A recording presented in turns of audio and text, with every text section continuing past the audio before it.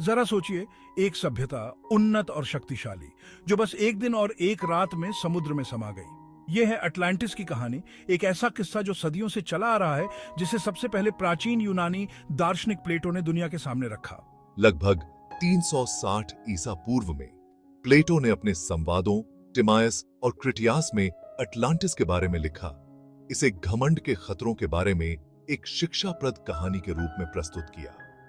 वो अटलांटिस का वर्णन हरक्यूलिस के स्तंभों से परे स्थित एक द्वीपीय राष्ट्र के रूप में करते हैं, एक ऐसा मुहावरा जिसे अक्सर जिब्राल्टर जलडमरूमध्य के रूप में व्याख्यायित किया जाता है। यह अटलांटिस को अटलांटिक महासागर में प्राचीन यूनानियों के लिए ज्ञात दुनिया के पश्चिमी किनारे से ठीक परे रखता है। प्लेटो ने अटलांटिस के बारे में अपने पूर्वज सोलोन से सीखा, जो एथेंस के एक प्रसिद्ध राजनेता थे, जिन्होंने मिस्र के पुजारियों से यह कहानी सुनी थी।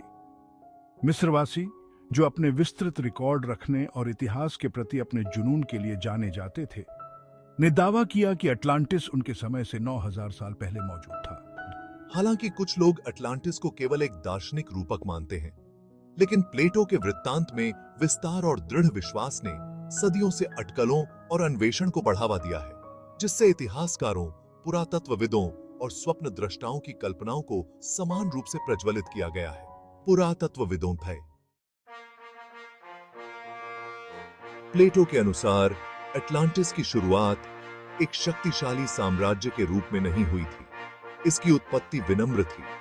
यह द्वीप, जिसे भगवान पोसीडॉन का आशीर्वाद प्राप्त था, भूमि और जल के संकेंद्रित छल्लों में विभाजित था। ये छल्ले नहरों द्वारा जुड़े हुए थे, जो आसान नेविगेशन और व्यापार की अनुमति देते थे। भूमि उपजाऊ थी, प्राकृतिक संसाधनों से भरपूर थी और एक समशीतोष्ण जलवायु का आशीर्वाद प्राप्त था। समय के साथ पोसीडॉन और क्लीटो नाम की एक नश्वर महिला के वंशज अटलांटिस वासियों ने एक शानदार सभ्यता के निर्माण के लिए द्वीप के संसाधनों और अपनी स्वयं की सरलता का उपयोग किया। उन्होंने अपने स्थापत्य कौशल का प्रदर्शन करते हुए आश्चर्यजनक महल, मंदिर और पुलों का निर्माण किया। उनके शहर शहरी नियोजन के चमत्कार थे, जहां जटिल जलमार्ग और भव्य बुलेवार्ड थे। प्लेटो अटलांटिस वासियों की तकनीकी उपलब्धियों पर अचंभा करते हैं। वे कुशल इंजीनियर थे, जो अन्य सभ्यताओं के लिए अज्ञात तरीकों से प्राकृतिक संसाधनों का हेरफेर करने में सक्षम थे। वो ओरिचेलकम नामक एक रहस्यमय ऊर्जा स्रोत का उपयोग करने की उनकी क्षमता का वर्णन करते हैं, जो एक ज्वलंत प्रकाश से चमकता था और उनके शहरों को शक्ति प्रदान करता था। अटलांटिस के पास उन्नत हथियार भी थे, जिनमें शक्तिशाली युद्धपोत और ऐसे हथियार शामिल थे जो विनाशकारी ऊर्जा विस्फोट कर सकते थे। उन्होंने परिष्कृत सिंचाई प्रणालियों का विकास किया, जिससे उन्हें विभिन्न प्रकार की फसलों की खेती करने और भरपूर खाद्य आपूर्ति बनाए रखने की अनुमति मिली। खगोल विज्ञान और नेविगेशन का उनका ज्ञान किसी भी अन्य सभ्यता से आगे निकल गया, जिससे उन्हें समुद्र के विशाल हिस्सों का पता लगाने में मदद मिली। अटलांटिस के केंद्र में एक अत्यधिक संरचित और संगठित समाज था। प्लेटो एक सख्त सामाजिक पदानुक्रम पर आधारित शासन प्रणाली का वर्णन करते हैं। शीर्ष पर दार्शनिक राजा थे, जो स्वयं पोसीडॉन के वंशज, बुद्धिमान और न्यायप्रिय शासक थे। उन्हें दैवी सिद्धांतों के अनुसार अटलांटिस का मार्गदर्शन करने के लिए सौंपा गया था। दार्शनिक राजाओं के नीचे योद्धा वर्ग था, जो द्वीप की रक्षा करने और व्यवस्था बनाए रखने के लिए जिम्मेदार था। व्यापारी, कारीगर और किसान निम्न वर्ग बनाते थे। प्रत्येक अटलांटिस समाज के कामकाज में योगदान देता था। शिक्षा को अत्यधिक महत्व दिया जाता था। नागरिकों को ज्ञान प्राप्त करने और अपने दिमाग को विकसित करने के लिए प्रोत्साहित किया जाता था।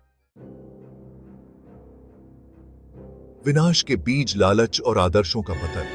हालांकि अटलांटिस की सफलता ने ही उसके विनाश के बीज बोए। जैसे जैसे हमारा धन और शक्ति बढ़ता गया, वैसे वैसे हमारी महत्वाकांक्षा और लालच भी बढ़ता गया। शासक वर्ग, जो कभी ज्ञान और सदाचार द्वारा निर्देशित था, भौतिक गतिविधियों और विजय की लालसा से ग्रस्त हो गया। अटलांटिस वासी, जो कभी अपने द्वीपीय स्वर्ग में संतुष्ट थे, ने अपने प्रभाव का विस्तार करना शुरू कर दिया। पड़ोसी भूमि पर विजय प्राप्त की और अपने लोगों को अपने अधीन कर लिया। सत्ता की हमारी प्यास अतृप्त हो गई, जिससे हमारे एक बार के महान आदर्श भ्रष्ट हो गए। हमारे और हमारे संरक्षक देवता पोसीडॉन के बीच जो सामंजस्य था वह टूटने लगा। देवताओं का प्रकोप, लहरों के नीचे अटलांटिस गायब हो जाता है। अटलांटिस के भ्रष्टाचार और नैतिक पतन को देखकर ज़्यूस के नेतृत्व में देवता क्रोधित हो गए। उन्होंने अटलांटिस वासियों को उनके घमंड और अपराधों के लिए दंडित करने का फैसला किया। प्लेटो द्वारा वर्णित भूकंप और बाढ़ के संयोजन के रूप में एक प्रलयकारी घटना ने द्वीप पर हमला किया, एक ही दिन और रात में। अंटिस, जो कभी सभ्यता का प्रतीक था, लहरों के नीचे गायब हो गया। कभी महान द्वीपीय साम्राज्य अब और नहीं रहा, समुद्र की गहराई में समा गया। केवल फुसफुसाहट और किंवदंतियां पीछे छूट गईं। वर्तमान में प्रतिध्वनि, आधुनिक सिद्धांत और अटलांटिस की खोज। इसकी काल्पनिक प्रकृति की संभावना के बावजूद अटलांटिस की कहानी आज भी मोहित और प्रेरित करती है। सदियों से इस खोए हुए शहर के सटीक स्थान को इंगित करने का प्रयास करने वाले कई सिद्धांत सामने आए हैं। कुछ का मानना है कि यह अटलांटिक महासागर के नीचे डूबा हुआ है, जबकि अन्य भूमध्य सागर, कैरिबियन या यहाँ तक कि अंटार्कटिका में स्थानों का प्रस्ताव करते हैं। जबकि अटलांटिस का कोई निश्चित प्रमाण कभी नहीं मिला है, लेकिन खोज जारी है।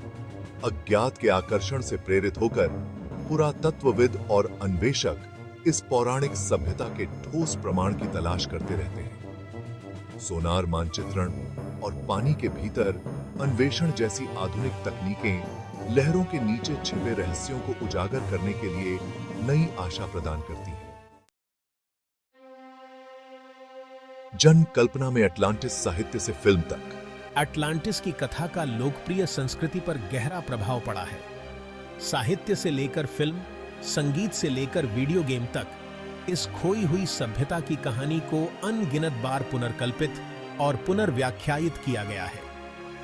साहसी, रोमांस और अच्छाई और बुराई के बीच संघर्ष की कहानियों के लिए पृष्ठभूमि के रूप में अटलांटिस का उपयोग करते हुए लेखकों, कलाकारों और फिल्म निर्माताओं ने प्लेटो के खाते से प्रेरणा ली है।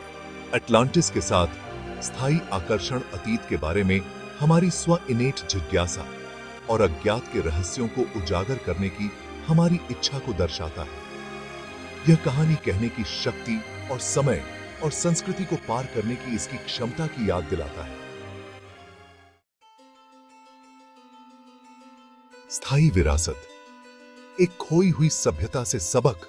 हालांकि अटलांटिस एक मिथक हो सकता है, लेकिन इसकी कहानी मानवता के लिए मूल्यवान सबक रखती है। यह अनियंत्रित महत्वाकांक्षा, लालच और शक्ति के भ्रष्ट प्रभाव के खतरों के बारे में एक सतर्क कहानी के रूप में कार्य करता है। अटलांटिस का पतन हमें याद दिलाता है कि सबसे उन्नत सभ्यताएं भी अपने कार्यों के परिणामों से मुक्त नहीं हैं। कहानी संतुलन के महत्व पर भी प्रकाश डालती है। भौतिक प्रगति और आध्यात्मिक विकास के बीच, व्यक्तिगत महत्वाकांक्षा और समाज की भलाई के बीच यह नेतृत्व में ज्ञान, न्याय और करुणा की आवश्यकता को रेखांकित करता है।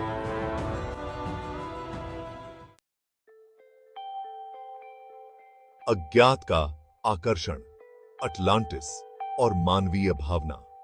अटलांटिस का स्थायी आकर्षण न केवल उसके अस्तित्व के रहस्य में है, बल्कि यह जो दर्शाता है उसमें भी है।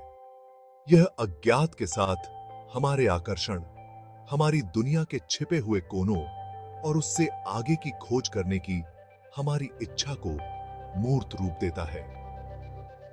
अटलांटिस की कहानी हमें याद दिलाती है कि अभी भी ऐसे अजूबे हैं जिनकी खोज की जानी है, रहस्यों को खोला जाना है और कहानियों को सुनाना बाकी है। जैसे जैसे हम अटलांटिस के प्रमाणों की खोज करते रहते हैं, वैसे वैसे हम खोज की यात्रा पर निकलते हैं, न केवल एक खोई हुई सभ्यता की, बल्कि स्वयं की भी। कहानी हमें महानता और विनाश दोनों के लिए अपनी क्षमता का सामना करने के लिए मजबूर करती है। हमें याद दिलाती है कि आज हम जो चुनाव करते हैं, वे उस विरासत को आकार देंगे जो हम पीछे छोड़ते हैं।